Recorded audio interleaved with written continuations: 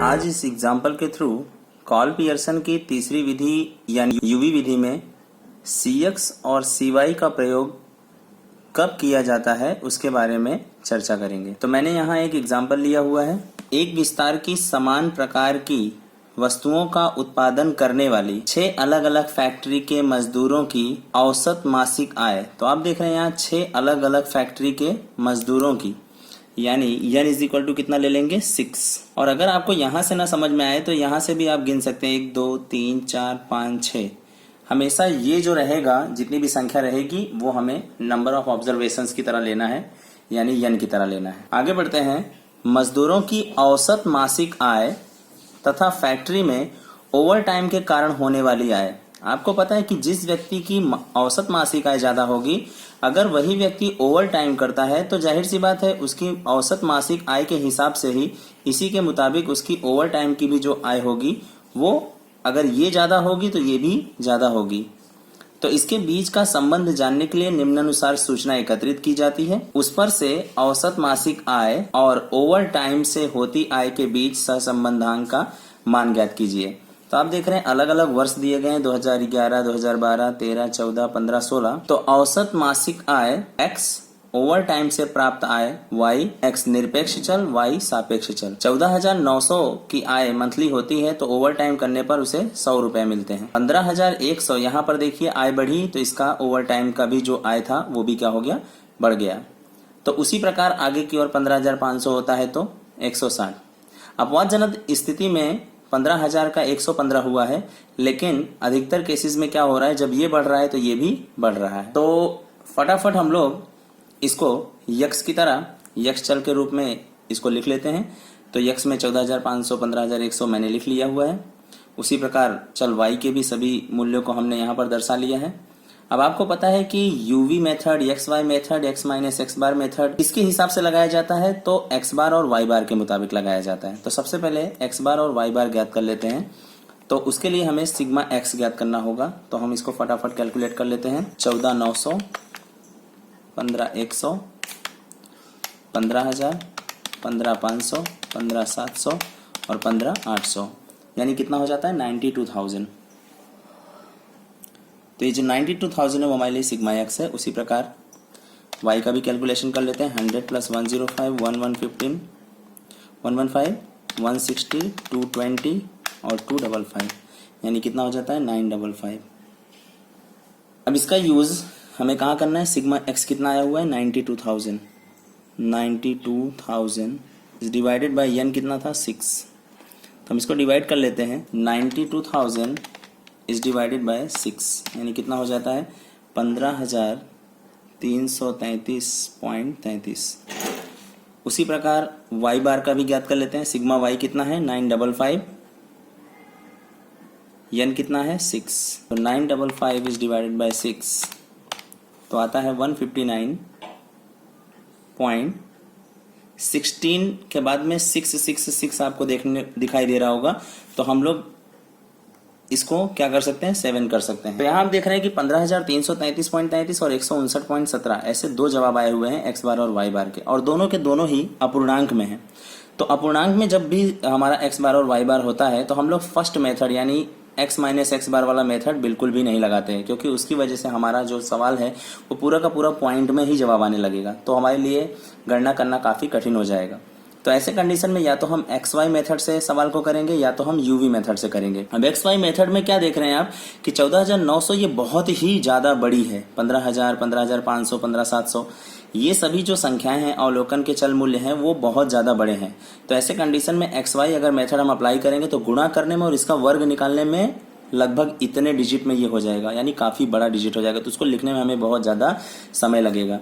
इसलिए हम लोग यहाँ संक्षिप्त विधि अर्थात यूवी मेथड का अप्लाई करेंगे। ठीक है, तो यहाँ पर यूवी मेथड के लिए फॉर्मूला लगाएंगे u is equal to X minus A upon में सी एक्स। अब अपॉन में सी एक्स क्यों लगाएंगे उसके लिए भी मैं आपको बताता हूँ। आप यहाँ देख रहे हैं कि 15,333 ये एक्स बार आया हुआ है। तो पॉइंट दशमलव के इस तरफ के जो भी वैल्यूज होती है उसको मैं ए मानने के लिए कहता हूँ। लेकिन मैंने आपको ये भी बताया था कि जरूरी नहीं है कि आपको जो दिखाई दे रहा है आप उसी को मानिए। आप 15,000 को भी मान सकते हैं, 15,300 को भी मान सकते हैं, 15,333 को भी मान सकते हैं, किसी को भी आप ए मानिए, जवाब आएगा ही।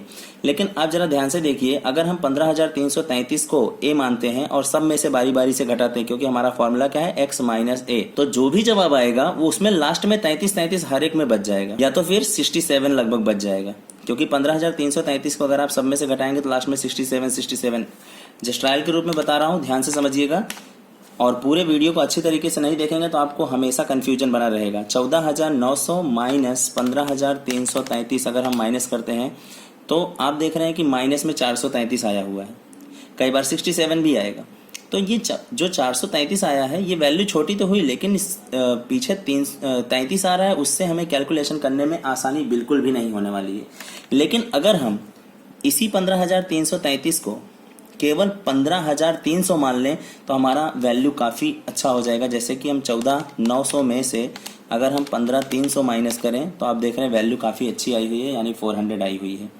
ठीक है, तो हम क्या करेंगे, ए की जगह पर 15,333 के स्थान पर 15,300 ही लेंगे। तो मैंने ए की जगह पर कितना ले लिया है, 15,300। तो आगे बढ़ते हैं, 15,300 को सब में से माइनस करते जाते हैं। 14,900 में से हमने 15,300 घटाया तो कितना आया, 400। फिर हम अगर 15,100 में से 15,300 घटाते हैं तो जवाब कितना आता है, 200। फिर हम अगर 15,000 में से 15,300 घटाते हैं तो जवाब आता है -300। अगर हम 15,500 में से भी 15,300 घटाएं तो जवाब क्या आता है, 200। आप एक चीज नोटिस कर रहे हैं, घटाने के बाद में जो भी जवाब आ रहा है उसमें हर एक में लास्ट में 2 जीरो आ रहे हैं। तो आप सबको पता चल रहा होगा कि अगर हम 2 जीरो को हटा दें तो जो -400 आ रहा था वो 4 में बदल जाएगा, जो 200 आ रहा है वो 2 में बदल जाएगा। तो हटाएंगे कैसे, डिवाइड करने पर। अगर हम 400 को 100 से डिवाइड कर दें, यानी डबल जीरो वाले 1 से डिवाइड कर दें, यानी 100 से डिवाइड कर दें, तो ये जो 200 है वो किस में बदल जाएगा, 2 में। तो आप सबको पता चल रहा होगा 200 का गुणा करना ज़्यादा अच्छा नहीं है, अगर हम 2 से गुणा करें तो हमारे लिए ज़्यादा ही अच्छा है। तो आप यहाँ पर CX का प्रयोग करने वाले हैं, तो CX की जगह पर हम कितना ले लेंगे, 100, ताकि हमारा जो भी वैल्यू बड़ा बड़ा आ रहा है वो कैसा हो जाए, छोटा। और A की जगह पर कितना ले लेंगे, 15,300। अब करना क्या है, बारी बारी से सब में से 15,300 ही घटाना है और 100 से क्या करते जाना है, डिवाइड। तो हम करके देख लेते हैं। 14,900 माइनस 15,300 इज डिवाइडेड बाय 100, तो आंसर कितना आता है, -4। अब ये वैल्यू जरा देखिए, 14,900 का क्या वैल्यू बन गया, -4। तो हमारे लिए ज़्यादा अच्छा ये है कि ये है, तो ये ज़्यादा अच्छा है क्योंकि वैल्यू काफ़ी छोटी हो चुकी है। आगे बढ़ते हैं, 15,100 माइनस 15,300, क्योंकि ए हमने कितना लिया हुआ है, 15,300, और डिवाइड किससे करेंगे, 100 से। तो ये वैल्यू कितनी आ जाएगी, -2। उसी प्रकार 15,000 माइनस 15,300 डिवाइडेड बाय 100, तो ये वैल्यू आ जाएगी -3। 15,500 माइनस 15,300 डिवाइडेड बाय 100, कितना आ जाएगा, 2। 15,700 माइनस 15,300 डिवाइडेड बाय 100, कितना आ जाएगा, 4। 15,800 माइनस 15,300 डिवाइडेड बाय 100, तो कितना आ जा रहा है, 5। फॉर्मूले में कहीं ना कहीं यूवी मेथड में u की जरूरत और सिग्मा v की भी जरूरत पड़ती है, इसलिए हमें क्या करना होगा, यहाँ पर u और v दोनों को निकालना होगा। तो इसके टोटल की भी बात कर लेते हैं। अगर हम gt को दबा दें ऐसा सब कैलकुलेशन करने से तो हमारा डायरेक्टली आंसर आ जाएगा 2। ये आ गया हमारे लिए सिग्मा u। सिग्मा u हमने तो ज्ञात कर लिया, उसी प्रकार v भी ज्ञात करना होगा। तो इसके लिए फॉर्मूला क्या होता है, y minus capital B upon में cy। अब b हमें क्या मानना चाहिए, 159 को, लेकिन मैंने बताया था कि 159 अगर आप माइनस करोगे तो सब में कुछ ना कुछ लास्ट में ऐसा बचेगा जिसे हम डिवाइड नहीं कर सकते। अगर हम डायरेक्टली 160 ले लेते हैं, b की जगह पर कितना ले लें, 160, इसको देखते हुए b इज इक्वल टू 160 ले लें या 150 ले लें या 100 ले लें, कुछ भी ले लें, तो हमारे लिए ज़्यादा अच्छा हो जाएगा। तो मैं यहाँ पर कितना ले रहा हूँ, 160 b की जगह पे। तो इसका मतलब क्या हुआ, b की जगह पर 160 लेने से बारी बारी से सब में से कितना माइनस किया जाएगा, 160। जरा माइनस करके देख लेते हैं। अगर हम 100 में से 160 को माइनस करते हैं तो आंसर मिलता है -60। 105 में से अगर हम 160 को माइनस करते हैं तो लास्ट में बचता है 55। आपने देखा कि पहले वाले में 60 था, यानी लास्ट में 0 था, दूसरे वाले में 55 आया, लास्ट में 5 आया। 115 में से अगर हम 160 को माइनस करते हैं तो लास्ट में 5 आता है। 160 माइनस 160 करते हैं तो लास्ट में 0 आता है। 220 में से अगर हम 160 को माइनस करते हैं तो भी लास्ट में 0 आता है। 255 में से 160 को माइनस करते हैं तो लास्ट में 5 आता है। तो यानी माइनस करते समय आपने यूनिट के प्लेस यानी इकाई के स्थान पर क्या नोटिस किया कि सब में या तो 0 आ रहा है या तो यूनिट के प्लेस पर 5 आ रहा है। तो आपने बचपन में सीखा होगा कि जब किसी भी संख्या के इकाई के स्थान पर 0 आए अथवा तो 5 आए तो उस पूरी संख्या को हम 5 से निशेष विभाजित कर पाते हैं। तो ऐसे कंडीशन में अगर हम 95 को और छोटा करना चाहें तो 5 से डिवाइड कर सकते हैं। तो ये कितना बन जाएगा 19, और 19 अगर बन गया तो ये वैल्यू कैसी हो गई, काफी हद तक छोटी हो गई हमारे लिए। तो हम आगे बात करेंगे। तो यानी CY के स्थान पर हमें 5 लेने से ये वैल्यू क्या हो जाएगी, काफी हद तक छोटी हो जाएगी। तो इसी तरीके से हम कैलकुलेशन कर लेते हैं बारी बारी से। 100 माइनस बी हमने कितना माना था 160, घटाया, डिवाइड करेंगे किससे 5 से। ध्यान से देखना ये बहुत ही कॉम्प्लिकेटेड है। 105 माइनस 160 डिवाइडेड बाय 5 तो कितना आ जाता है -11। 115 minus 160 divided by once again 5 तो कितना आ जाएगा -9। तो आप क्या देख रहे हैं, सब में से मैं कितना माइनस कर रहा हूँ 160, और सबको मैं किससे डिवाइड कर रहा हूँ 5 से। यही काम हम आगे की ओर करेंगे। 160 माइनस 160 इज डिवाइडेड बाय 5 तो हमारा आंसर कितना है 0। 220 माइनस 160 इज डिवाइडेड बाय 5 तो कितना आ रहा है 12। 255 माइनस 160 इज डिवाइडेड बाय 5 कितना आया 19। अब इसका फटाफट टोटल करने के लिए हमें फिर से कैलकुलेटर चलाने की जरूरत नहीं, हमें केवल क्या दबा देना है GT। तो कितना आ गया -1। ये फटाफट टोटल भी हो गया। तो हमारा काम काफी हद तक आसान हो गया। ये दोनों कॉलम कंप्लीट हो जाने के बाद में हमें क्या करना है, इन दोनों का मल्टीप्लाई करना है, क्योंकि हमारे फॉर्मूले में इसकी जरूरत पड़ती है UV की। हम जल्दी से इसका कैलकुलेशन कर लेते हैं यानी मल्टीप्लाई कर लेते हैं। तो 12 मल्टीप्लाई बाय 4 कितना हो जाता है 48, माइनस माइनस क्या हो जाएगा plus. 11 multiply by 2 9 multiply by 3 27, 0 into 2 0, 12 into 4 48, 19 multiply by 5 95।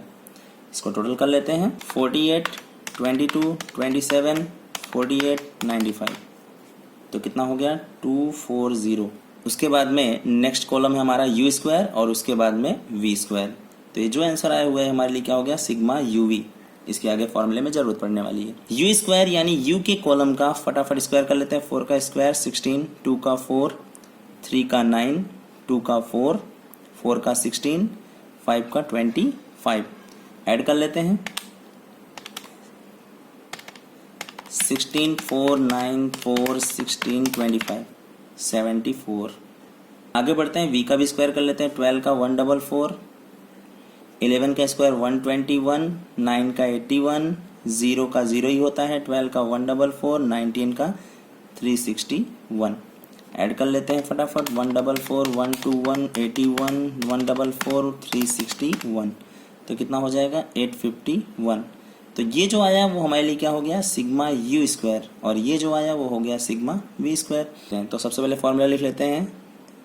ऐसे कंडीशन में sigma UV n into sigma UV minus bracket में सिग्मा U सिग्मा V नीचे अंडर रूट में sigma U² minus sigma U का whole square, फिर n into sigma V² minus sigma V का whole square. ये हमारा formula हो गया। सबसे पहले n कितना था 6, हमने स्टार्टिंग में ही लिखा हुआ था। अब ब्रैकेट का बीच बीच में प्रयोग करते जाएंगे ताकि गलती ना हो। सिग्मा UV कितना था 240 माइनस सिग्मा U कितना था 2, सिग्मा V कितना था -1, नीचे n कितना था 6, सिग्मा U² यहाँ से लेना है 74 माइनस सिग्मा U कितना था 2 और उसके ऊपर क्या था होल स्क्वायर, तो हम भी लगा देंगे होल स्क्वायर। n कितना था 6, सिग्मा V कितना था 851 माइनस सिग्मा V कितना था -1 के ऊपर क्या लगा देंगे स्क्वायर। अब हमें क्या करना है फटाफट कैलकुलेशन करना है। 6 इंटू 240 तो आ गया 1440 माइनस माइनस क्या हो जाएगा प्लस 2 1 जार 2। ध्यान से करना है माइनस प्लस 2 1 जार 2। फिर 6 मल्टीप्लाई बाय 74 रूट में ही रहेगा। 6 इंटू 74 कितना हो गया 444 माइनस 2 का स्क्वायर कितना होता है 4। वैसे ही 6 इंटू 851 6 इंटू 851 तो कितना हो रहा है 5106 माइनस, अच्छा -1 का स्क्वायर करेंगे तो -1 इंटू -1 हो जाएगा, तो माइनस माइनस क्या हो जाएगा +1, तो यहाँ पर हो जाएगा 5106 में से एक को क्या कर देंगे माइनस। चलिए 1440 में अगर 2 जुड़ जाए तो हो जाएगा 1442। 444 में से अगर 4 घट गया तो कितना बचेगा 440। 5106 में से अगर 1 घट गया तो कितना हो जाएगा 5105। अब जो भी आंसर आया हुआ है मैंने आपको बताया था इन दोनों का पहले मल्टीप्लाई कर लीजिए, तो 440 मल्टीप्लाई बाय 5105 तो हो जाता है 2246,200 और ऊपर तो जैसा है वैसा ही रहेगा 1442। अब हमें क्या करना है, इसके ऊपर रूट लगा हुआ है तो रूट का आंसर निकाल देते हैं। तो रूट के लिए हमें ये बटन दबानी होगी, तो दबाते ही कितना हो गया 1498.73। अब यहाँ पे 2 है तो इसको 3 ही रहने दीजिए, ऊपर 1442। अब हमें क्या करना है 1442 इज डिवाइडेड बाय 1498.73 तो कितना आ गया 0.9621 समथिंग आ रहा है ऐसा। लेकिन हमें क्या करना है दशमलव के 2 स्थान राइट साइड में लिखने हैं केवल। तो ये वैल्यू ज़रा देखिए 5 या 5 से छोटी है, इसलिए 0.96 जो रहेगा वो हमारे लिए आंसर होगा। ठीक है, इक्विवेलेंट का साइन यहाँ लगा देंगे। तो आप क्या देख रहे हैं कि ये जो 0.96 है वो +1 के काफ़ी हद तक नज़दीक है। तो हम यहाँ बोल सकते हैं कि औसत मासिक आय जो थी, औसत मासिक आय और ओवर टाइम के कारण होने वाली आय, इन दोनों के बीच में धन सहसंबंध है, लेकिन वो कैसा है काफ़ी गहरा धन सहसंबंध है, यानी घनिष्ठ धन सहसंबंध है, ऐसा कहा जा सकता है। धन्यवाद।